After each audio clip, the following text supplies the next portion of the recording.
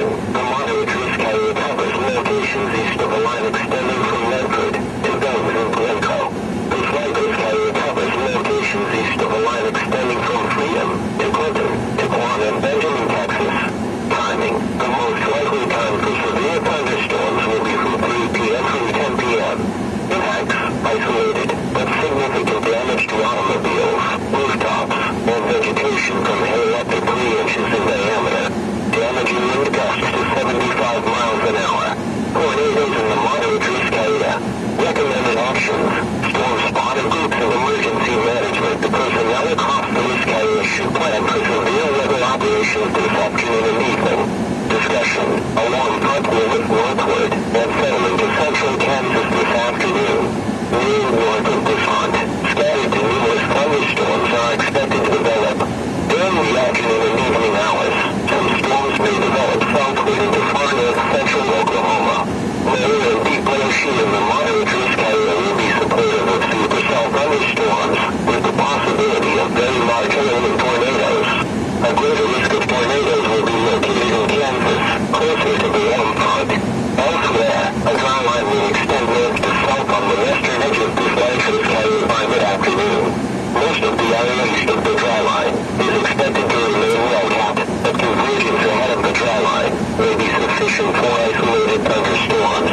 Although higher cloud bases and weaker low levels still limit the tornado threat, any storms that do form in this large risk area may also become supercells, with very large hail and a greater threat of damaging straight-line winds. A cluster of thunderstorms is more likely to form farther down the dry line, in a region of slightly deeper moisture and convergence over southwest and west central Texas. If these storms develop late today, then they spread into western North Texas and southern Oklahoma, before dissipating late this evening. Large hail and damaging wind gusts.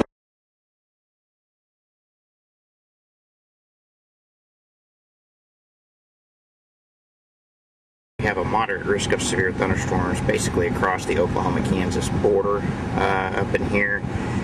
Looks like we may have to go as far north as Wichita, Kansas for today. We were there 2 days ago, but anyway, a little bit of an outflow boundary moving down from some morning convection across northern Kansas that may move into this target area later today, and we'll have the warm front and triple point possibly situated maybe just to the west of Wichita, Kansas. Dew points in the 60s, southeasterly winds, good wind shear, plenty of instability. Cape values may be about 2,000, not crazy high like 4,000 or whatever, but that's plenty enough with our low LCL heights to get maybe some long-lived and maybe even an isolated strong tornado across this area today. So that is our target area, and that's where we are headed out of from Wichita Falls, Texas, as of 10 a.m.